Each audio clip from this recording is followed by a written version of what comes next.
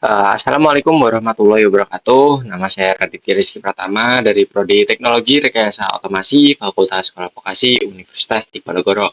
Jadi saya di sini mau ngejelasin nih apa sih kondisi, kemudian logika if else, boolean, kemudian flowchart, gitu-gitu. Buat teman-teman yang mau tahu materinya, yuk langsung ke inti videonya.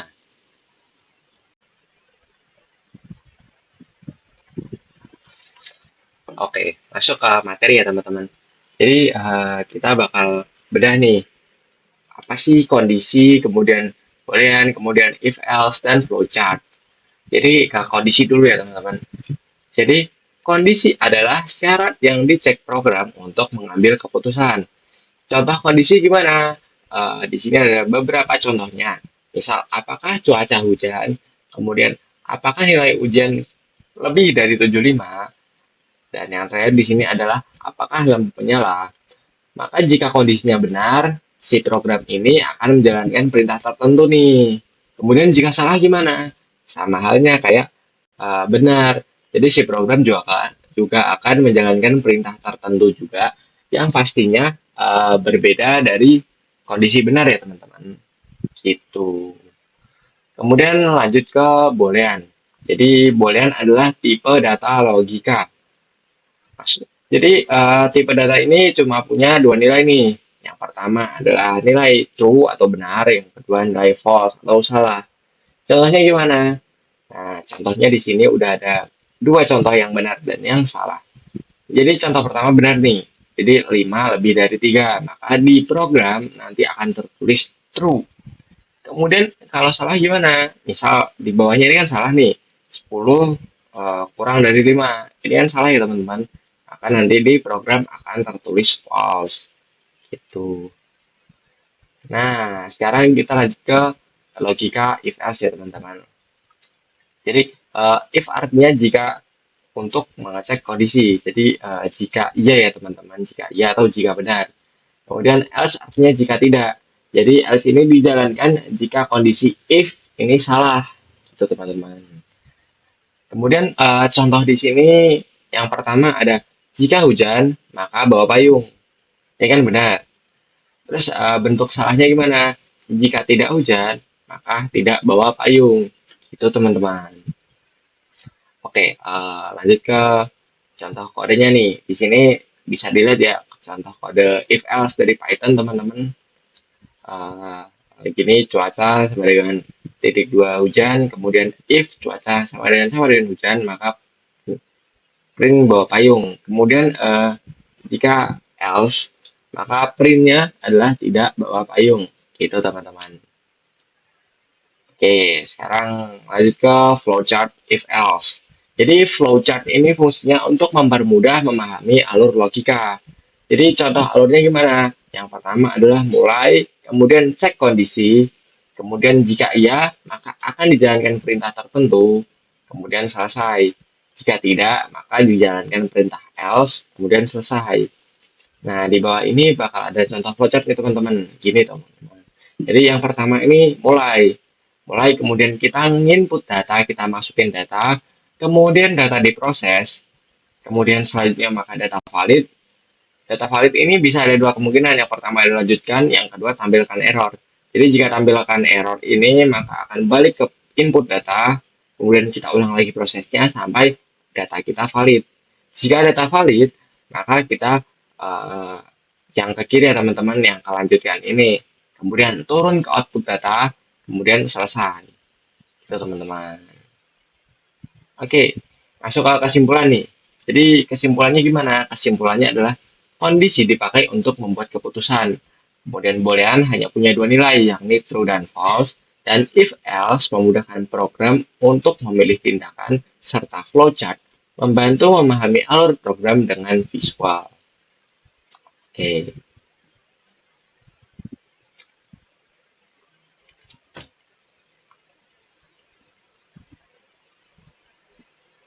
Nah, tadi kan materinya udah nih. Sekarang tinggal pakainya dong. Yuk, aku tunjukin kita bakal praktek pakai dua software sama kayak kemarin ya teman-teman. Apa aja sih? Jadi software pertama kita pakai Scratch, kemudian software kedua kita pakai Replit. Oh, yuk lanjut.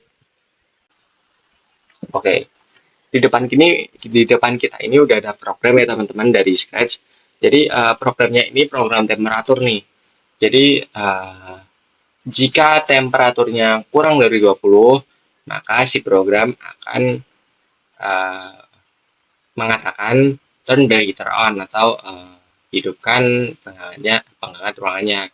Kemudian else jika temperaturnya lebih dari 19,9 dan kurang dari 25,1, maka si program ini nggak akan nyalain apa-apa teman-teman, nggak akan nyalain turn the heater, nggak akan nyalain heater dan nggak akan nyalain cooler gitu teman-teman.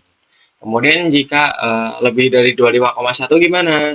Jika lebih dari 25,1 maka program ini bakal bilang turn the cooler on atau nyalain pendingin ruangannya gitu teman-teman.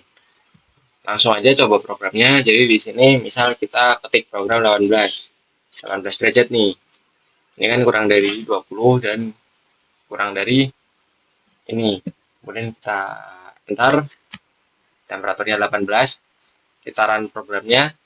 Nah, maka si sprite ini bakal bilang turn the heater on gitu. Kemudian kalau kita ganti jadi 23 gimana? Ganti jadi 23 sesuai yang udah tak jelasin tadi, maka si sprite ini atau si program ini nggak akan nyalain apa-apa ya teman-teman.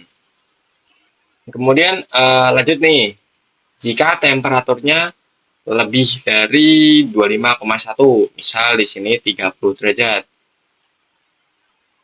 30 derajat. Nah, maka si sprite ini bakal bilang turn the cooler on. Jadi nyalain pendinginnya. Itu teman-teman. Jadi selain di Replit ini, kita juga bakal coba di Scratch. Scratch. Selain coba di Scratch, kita bakal coba di Replit ini teman-teman. Jadi di sini udah ada sebuah program ya. Jadi programnya adalah temperatur. Kemudian jika temperatur kurang dari 20, maka turn the heater on. Sama aja sebenarnya sama kayak ini teman-teman, sama kayak Scratch ini, tapi dia bentuknya kode Python teman-teman. Kemudian jika temperaturnya lebih dari 20 dan kurang dari 25, maka si logika ini, si program ini nggak akan nyalain apa-apa. Sama kayak di sini, di Scratch ini. Nah, sekarang kita coba aja programnya. Jadi, run Replit, kemudian input temperatur nih. Misal kita mau input temperatur 30 derajat misal. Enter. Nah, maka si program ini bakal kasih perintah nih, suruh nyalain coolernya. Itu teman-teman. Kemudian kalau temperaturnya misal kurang dari 20 gimana? Yuk kita coba. Run Replit. Input temperatur di sini input temperatur misal kurang dari 20 ya. 16 misal. Enter. Nah, maka si program ini bakal nyuruh nih turn the heater on. Jadi si program bakal nyuruh nyalain heaternya gitu. Heaternya teman-teman. Nah, sekarang kan tadi kan udah under 20 dan udah lebih dari 25. Sekarang kalau tengah-tengah, misal di antara 20 dan 25, kita ambil 23. Kita run. Kemudian ambil 23 nih, misal 23. Enter. Nah, maka si program ini nggak bakal nyuruh nyalain apa-apa. Jadi, dia nggak bakal nyuruh nyalain turn the heater on. Kemudian dia juga nggak bakal nyuruh nyalain coolernya buat on. Gitu, teman-teman. Oke, tadi kan kita kan udah masuk ke project temperatur ya, teman-teman. Sekarang kita bakal masuk ke project ini. Jadi judulnya nih, cukup nggak sih umur kita buat mengemudi ke negara-negara tertentu? Yuk, lanjut ke programnya.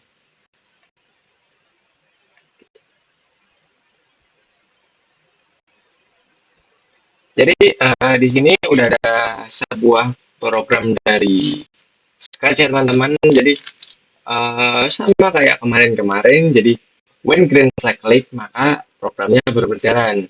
Jadi di sini when green flag click maka komputer akan menanyakan nih where do you want to drive. Jadi di sini ada pilihannya, ada South Africa, ada Meksiko, ada India, ada France. Jadi kemudian di bawah ada set country. Jadi ini tuh variabel ya teman-teman. Kayak waktu kita belajar di video sebelumnya. Jadi set ini untuk variabel, kemudian to jadi to answer variabel ini digunakan untuk jawaban. Kemudian lanjut ke bawahnya, kolom bawahnya. Jadi ask how old are you anyway. Nah, kemudian di bawahnya ada variabel user age, ada variabel umur dari user digunakan untuk jawaban. Nah, di sini jika if country sama dengan South Africa user age lebih dari 16, maka dia dinyatakan untuk boleh mengemudi. Kemudian jika kurang dari 16 gimana? Maka ini nggak boleh untuk mengemudi, gitu teman-teman. Kemudian lanjut ke Meksiko nih. Jadi Meksiko jika dia lebih dari 17 tahun, maka dia boleh mengemudi. Kemudian jika kurang dari 17,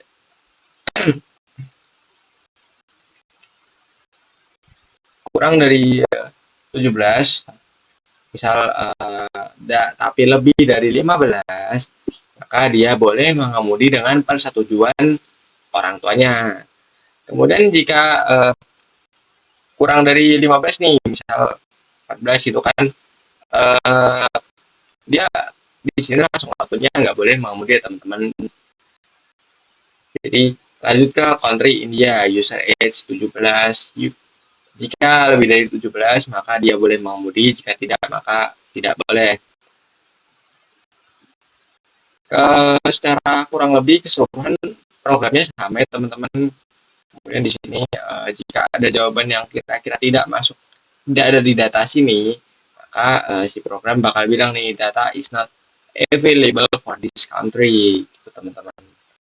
Ya, langsung masuk ke contohnya nih. Jadi misal contoh pertama, where do you want to drive? Kita misal mau ke India, misal India. How old are you? Kita masukin nomor 19. Nah, maka kita boleh mengemudi. Gitu teman-teman. Kemudian jika kita ke Meksiko misal. Meksiko. Umur kita katakanlah 15. Maka kita boleh mengemudi dengan persetujuan orang tua nih. Jika di bawahnya lagi gimana ya? Penasaran gak sih? Meksiko nih. Meksiko. Bentar. How old are you? Kita masukin 9 deh. Maka kita nggak boleh mengemudi, teman-teman. Kemudian misal kita masukin negara yang nggak ada di datanya, bakal kayak gimana sih? Misal, where do you want to drive? Kita pengen ke Indonesia nih. Indonesia.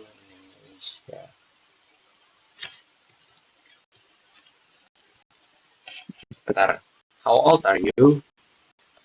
Misalnya 18. Maka si sprite atau si program bakal munculin tulisan data is not available for this country. Karena di sini nggak ada data dari si Indonesia ini, teman-teman. Gitu. Oke, lanjut ke program rapidnya ya, teman-teman. Jadi di sini kurang lebih sama. Ada input where do you want to drive. Jadi bedanya ini pakai source code dari Python, teman-teman. South Africa, Meksiko, India, and French.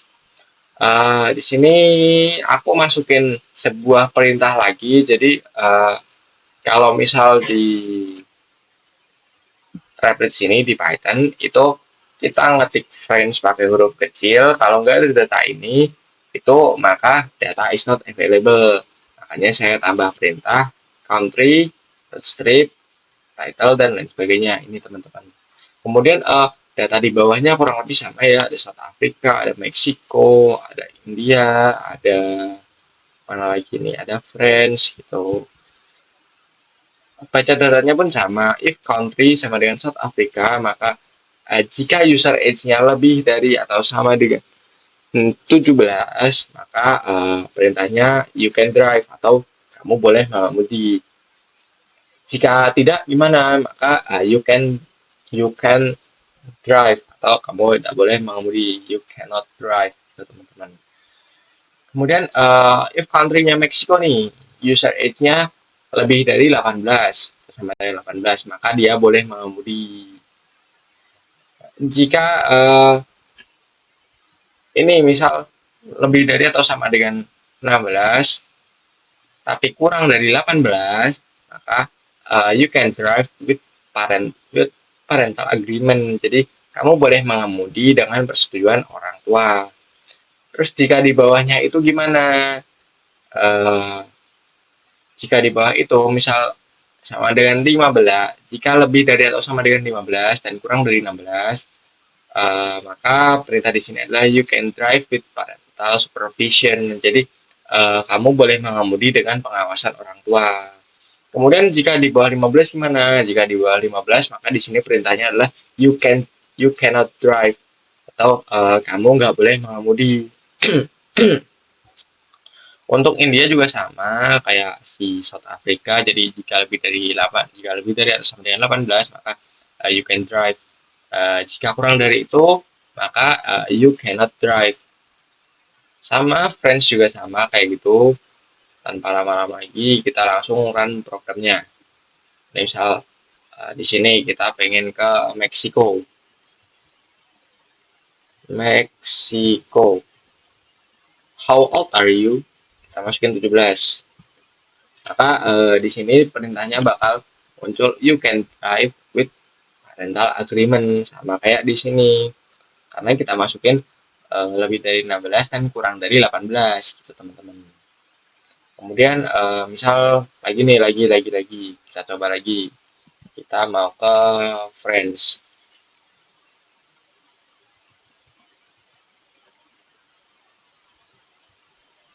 Friends. How old are you? Kita masukin umur 7 tahun misalnya. Atau 9 deh. Ntar. Data is... Oh, sorry. Salah ketik, teman-teman. Kita ulang lagi ya. Jadi di sini kita bisa masukin friends. Ntar how old are you? 9. Ntar maka di sini perintahnya adalah you cannot drive. Sama kayak di sini, teman-teman. Jadi under 15 maka you cannot drive. Gitu. Oke, sekarang jika ini nih, jika kita masukin negara yang nggak ada di datanya, gimana ya jadinya? Jadi misal kita masukin negara yang nggak ada di data, misal kita masukin Inggris, England, enter. How old are you? How old are you? Misal 18, enter. Maka si program bakal munculin data is not available for this country. Karena England nggak ada di data ini. Jadi di data ini kan cuma ada South Africa, Meksiko, India, dan France. Nggak ada si England. Maka jika kita masukin opsi di luar data ini, maka si komputer ini atau si program ini bakal munculin sebuah kalimat data is not available for this country. Karena balik lagi nggak ada datanya, gitu teman-teman.